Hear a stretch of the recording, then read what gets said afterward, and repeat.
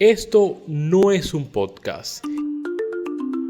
Es una invitación a pensar en cómo somos. A Contracorriente, un espacio para mirar la cultura desde todas las aristas. Bienvenidos a Contracorriente, un espacio para pensar la cultura desde todas sus aristas.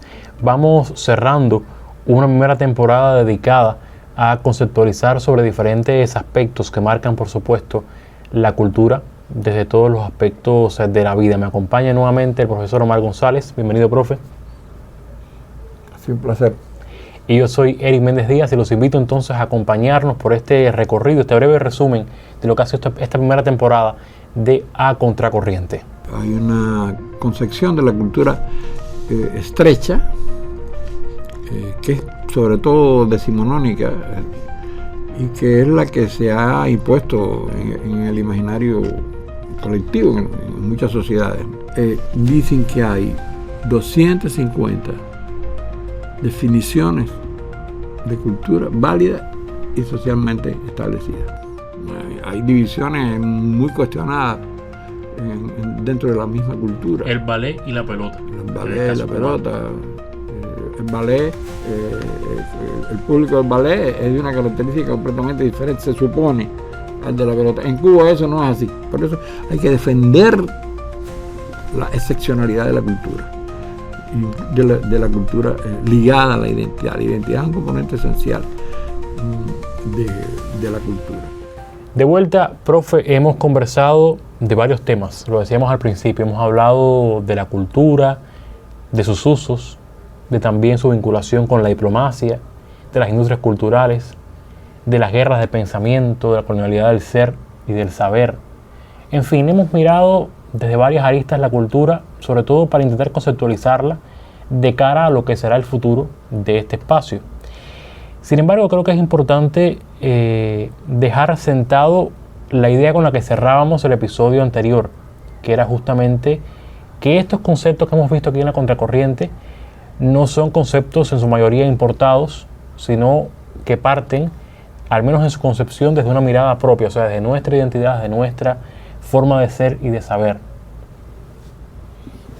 Sí, la temporadita que hemos hecho, que han sido 7 capítulos, 7 episodios, ha tratado de hacer eso de una manera muy modesta, ¿no?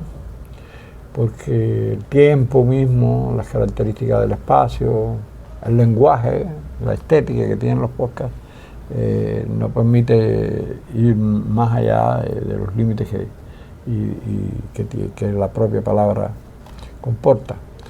Pero sí ha sido un esfuerzo por tratar de explicarnos los asuntos relacionados con la cultura desde un punto de vista nuestro, sin renunciar por ello, porque no se trata de un fundamentalismo teórico, ¿no? Sin renunciar por ello a los avances, los logros, la claridad que se ha alcanzado en la historia misma del pensamiento contemporáneo relacionado con la sociología de la cultura, por ejemplo, ha aportado mucho en este campo y hemos hablado de algunos de sus representantes, la estética en sus diversas maneras de ver, las teorías culturales, las teorías literarias, los estudios culturales, sin renunciar a los beneficios de esas búsquedas. Hemos tratado de insistir mucho en lo que puede ser una perspectiva, un punto de vista nuestro, propio, auténtico, no dependiente del eurocentrismo, del anglocentrismo, del occidentalocentrismo, sino un pensamiento nuestro integrador que trata de ir revelando todos los hallazgos, todas las posibilidades que tiene el pensamiento contemporáneo en esta zona del mundo, sobre todo en esta zona del mundo, en África, que son ámbitos preteridos históricamente por las concepciones mismas de la cultura. Y hablando de nuestra cultura, de nuestra región geográfica, mirando estos referentes que son en su mayoría contrahegemónicos, o sea, que parten desde el pensamiento propio de la región latinoamericana, desde esta mirada propia de nosotros como región, pero específicamente hemos hablado, por ejemplo, de Alejo Carpentier, hemos hablado de José Martí, hemos tomado referentes que son también propios de la cubanía, o sea, del pensamiento cubano. Lo hemos hecho también, hablando de hegemonía, hemos recurrido a Gramsci, que es el principal representante de los estudios relativos a la hegemonía. Hemos insistido mucho en Martí. Martí es fundamental para estudiar estos asuntos. La obra de Martí, sobre todo esa obra de Martí, la Edad de Oro, están muy identificados los momentos de Martí. No son suficientemente conocidos, pero sí hemos insistido en ellos, ¿no? Los hemos identificado. Los ensayos de Nuestra América, Vindicación de Cuba, la correspondencia de Martí de los últimos años, que es fundamental, las escenas norteamericanas. Y ahí hemos trabajado también, como decía, en Gramsci, en Marx. Hemos buscado explicación a muchos de los problemas del mundo en las principales figuras del pensamiento, no solo contemporáneo, sino con una visión también histórica, que de eso se trata, de la cultura, y de ver la cultura como una secuencia, como un proceso. La cultura es siempre un proceso. Y hemos también trabajado, por ejemplo, en lo que pudiera ser la escuela, las tendencias del pensamiento descolonial o decolonial, las distintas formas en que se manifiesta la colonialidad o la colonización en el individuo, en la cultura, en la misma cultura, en la visión del mundo, y tratando de destacar el papel tan importante que han jugado los pensadores relacionados con eso, que no van contra los pensadores que estudian el colonialismo cultural, sino al contrario. Se complementan, no se concibe el pensamiento decolonial si no es también antiimperialista, ¿no? Eso se ha ido destacando.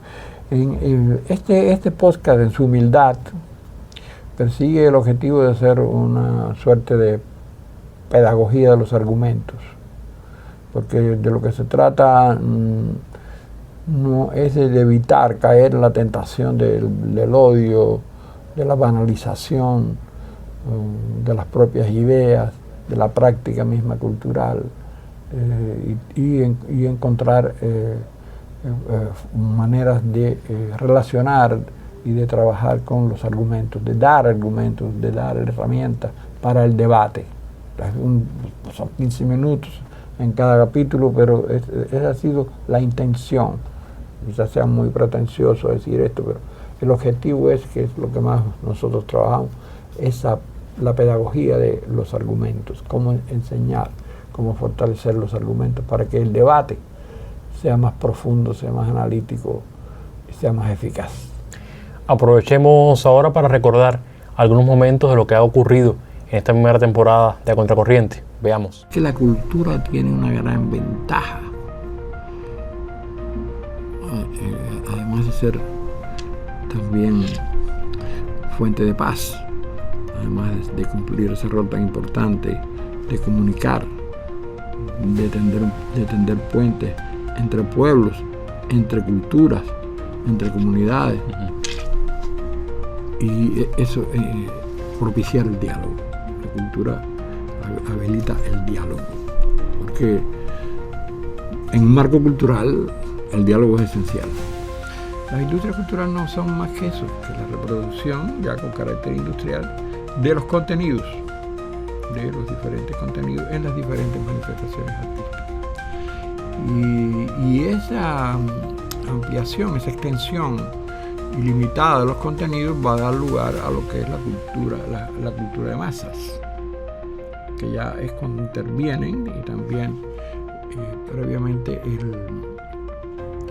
los medios masivos de comunicación. Esta denominación martiana, esta concepción martiana de la guerra, que llamo también necesaria, breve, es un poco que sintetiza casi todas esas maneras de enfocar o de definir el tema esa tarea dánica, ¿no?, de nombrar las cosas y definir el tema de la guerra. Por eso siempre yo trato de buscar categorías que respondan a nosotros, que no sean impuestas o importadas, que no lleguen como parte de esa colonialidad que hemos hablado en estos podcasts, y que respondan a nuestra identidad, que respondan también a nuestra historia. Volvemos a Contracorriente, un espacio para mirar, para pensar la cultura, para entender la cultura y también para dialogar sobre ella, siempre desde todas las aristas. Hemos estado en este capítulo, un poco de resumen, dando un recorrido por lo que ha ocurrido, valga la cacofonía, en esta primera temporada Contracorriente, una temporada, lo decíamos, dedicada en gran parte a un poco conceptualizar, sentar algunas ideas, algunos argumentos, como decía el profe, una pedagogía de los argumentos, sobre temas de los cuales estaremos en un futuro abordando en mayor profundidad y con otros invitados. Pero bueno, para eso, para hablar de ello, tendremos otro episodio especial que lo adelanta. Sin embargo, profe, cuán importante es también desde espacios virtuales, desde espacios digitales, donde hay otra forma de consumo de los contenidos, donde hay también otras formas de entender, de mirar, donde hay también otras formas de combatir la, vamos a decir, la banalización de la cultura, otras miradas de la cultura. Cuán importante entonces que haya un espacio como este, que justamente vaya a buscar esas aristas que son quizás menos exploradas de un tema como lo es tan amplio como es la cultura. Sí, el intento, digamos que es un primer intento, que implica también un proceso de aprendizaje, ¿no? Los podcasts tienen otra estética, nosotros estamos quebrando un poco haciendo video podcast y desde nuestra modestia, ¿no? Pero digamos, los podcasts no son efectistas, no deben ser efectistas, los hay efectistas, pero no son efectistas. La línea que tiene este podcast no es una línea de efectos, es una línea de afectos. Lo veremos a lo largo de las distintas temporadas. Van a venir amigos a hablar del tema de la cultura y su relación con otros asuntos, ¿no?, con otros ámbitos de la sociedad. Pero este es un intento en la dirección de tratar, insisto mucho desde la modestia, de tratar de resaltar, de abordar asuntos que parecen obvios, se dan por obvios. Uh-huh. Uno dice, ¿qué es la cultura? No, todo el mundo tiene una idea de cultura, ¿no? Claro. Más o menos. Pero resulta que no. Y resulta que cuando uno ve la escenificación, digamos, la puesta en práctica de esa misma idea de cultura en determinados escenarios nuestros, uno se da cuenta que esa persona no tiene nada que ver con la idea misma de cultura que quizás pueda sustentar o pueda defender teóricamente o de una manera de una instrumentalización vulgar, ¿no?, de lo que es la idea de la cultura. ¿Para qué sirve la cultura? Los usos que tiene la cultura son muy diversos. Entonces se insiste, se encasilla la cultura, a pesar de todo lo dicho, a pesar de Fernando Ortiz, a pesar de los criterios que Fidel expresó, a pesar de Martí, a pesar de la propia literatura ensayística latinoamericana y lo mejor de la ensayística europea. A pesar de eso, insiste en que la cultura es bellas artes y literatura. Es eso, bellas artes, incluida la literatura. Nada más que la cultura es eso, la sectorialización misma de la manera nuestra de la sociedad conduce a eso, porque contribuye a eso. Por sectores, no es que no haya que ahora violentar esa división social, digamos, hasta del trabajo, pero hay que empezar a ver la cultura integralmente, hay que empezar a ver la cultura de la manera que es realmente la cultura, que se comporta como ciudadano portador de cultura. Cada uno de nosotros tiene una cultura, como decía Fernando Ortiz, cada uno de nosotros es portador de una cultura, expresa una cultura, incluso que expresa la incultura, uh-huh. La no cultura también está expresando una manera. Y entonces, este espacio hay que tratar de llevar eso a las redes, que son plataformas de mucha influencia, En el caso de Cuba hay una desventaja innegable, ¿no? Nosotros, por la conectividad, por el acceso que tenemos, por el posicionamiento, por el marketing que le hacemos al mismo trabajo, a los mismos contenidos para colocar en las redes. Estamos en una desventaja real. Ahora, hay burbujas, ¿no? En nuestra burbuja nacional hay un efecto innegable, positivo, de algunos buenos ejemplos que están dentro de esa burbuja nacional. Sería la burbuja nacional, habría la burbuja, las diferentes burbujas que se pueden crear, locales, individuales, los nichos, como tú dices, ¿no? Al principio hay nichos en que se refugiados, que se encuentran este tipo de opiniones que son diferentes por ahí. Eso es muy importante. Eso es muy importante. Con la medida que nosotros reforcemos la identidad y reforcemos nuestra mirada nacional, nuestras ideas desde el punto de vista nacional en concatenación con el mundo, porque eso también es muy martiano, y lo veamos en ese criterio de la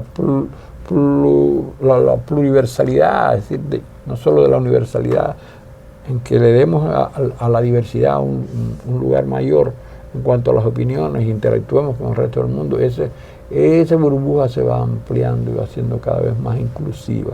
No hay que desalentarse en esta batalla, porque al enemigo que nos enfrentamos, o por el modo de vida que nos enfrentamos, o por la concepción del mundo que nos enfrentamos, tenga poder y tenga todos los recursos a su alcance.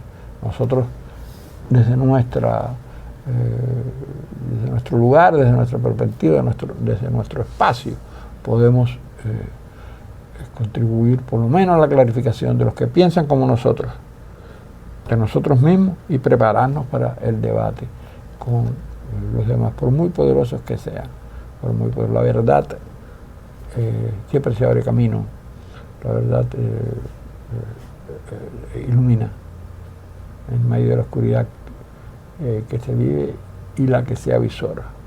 Pues con esa mirada seguiremos estando entonces este camino contracorriente en una segunda temporada, que también tendrá, por supuesto, para seguir hablando de la cultura, pero también para mirarla y palparla desde diferentes aristas y con invitados especiales. A ello dedicaremos otro episodio de Contracorriente, otro episodio especial, podemos decir de descanso de temporadas, para adelantarnos a lo que viene. Por ahora nos despedimos. Hasta un próximo encuentro.